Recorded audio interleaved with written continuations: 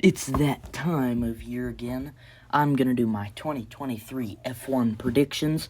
I'm doing it before testing, which I think is a bold call, so it'll be even more impressive if I get them all right. But I won't get them all right. Number 20, we're going to go through driver standings and constructor standings. Number 20, this one's pretty obvious. I mean, Logan Sargent's going to struggle in his rookie year. I mean, he won't be awful like Latifi, but he'll be pretty bad. Number 19, Yuki Tsunoda.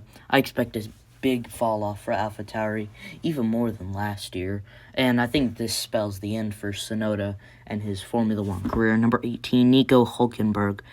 I actually have him and Kevin Magnussen back to back. I see both them and Haas struggling, and I see Hülkenberg and Magnussen coming together quite a bit this year. Alex Albon 16th, very impressive points finish for him. He jumps up the standings, getting the maximum amount of pace out of that Williams, but just not going to be a midfield contender, Williams. 15, we've got Zhou. I think he's going to improve big time this year.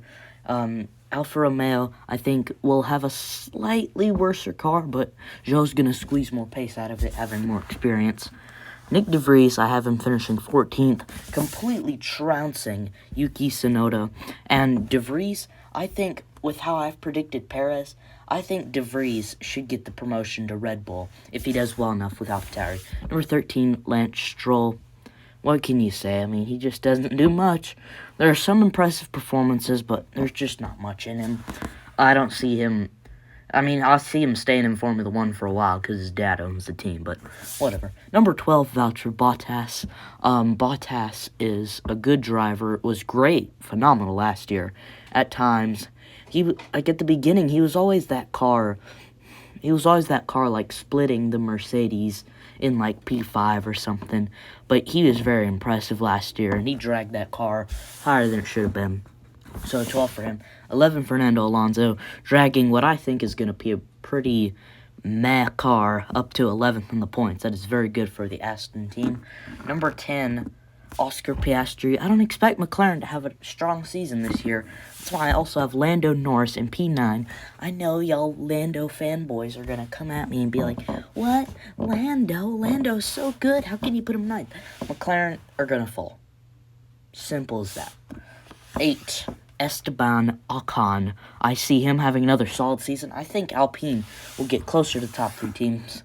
And I have Gasly just ahead of Ocon in 7th, putting in a superb season and getting everyone's attention. And hopefully he can drag Alpine back to the top like they were, 20 years ago. Number 6, Sergio Perez. I think this spells the end for him at Red Bull.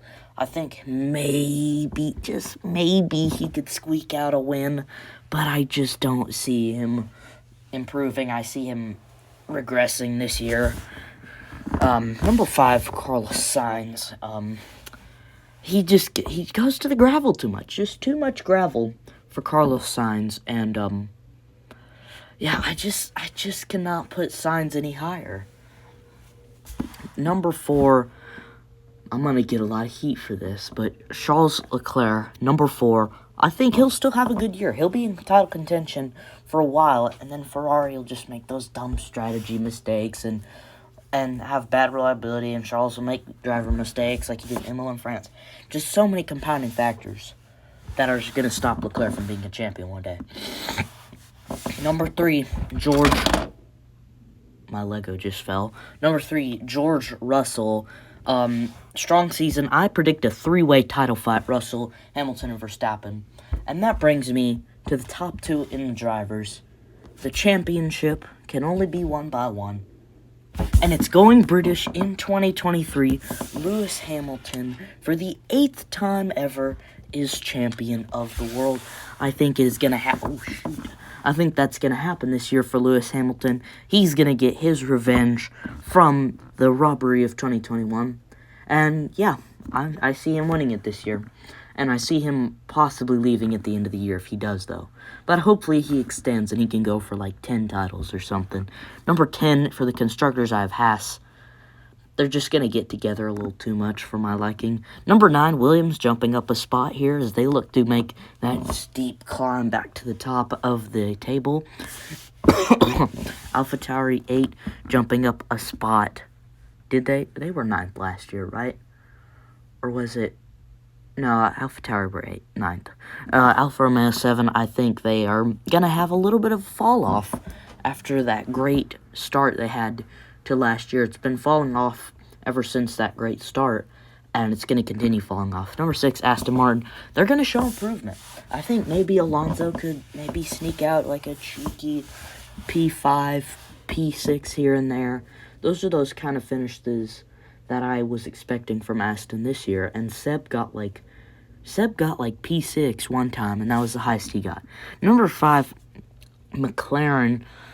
They've been falling one spot in the Constructors since 2020, and I think they're going to fall again and go down to P5. Number 4, Alpine. Going to have a very strong year. Alpine is clearly the best of the rest team last year, and this year I think they're going to have an even better car and could be contending for podiums more often. They were not really in contention for podiums last year. Like, they had maybe like 1 or 2 races where they could have gotten a podium if some things worked out in their favor, but I think Alpine could definitely sneak out a podium or 2. Number 3, Ferrari.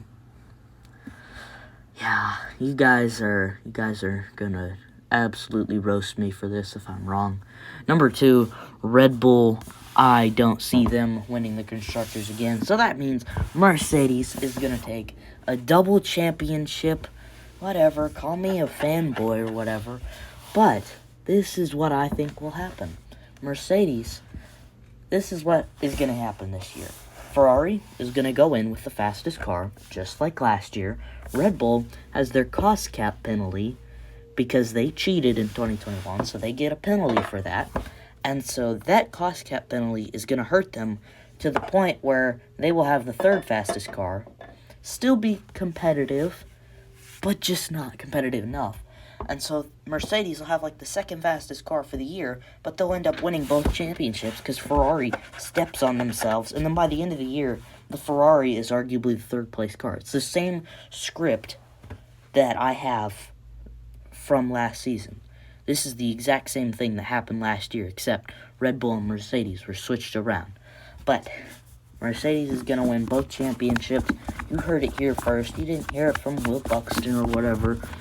Yeah, but those are my predictions. I hope you enjoyed this video, and I'll have a NASCAR one out pretty soon.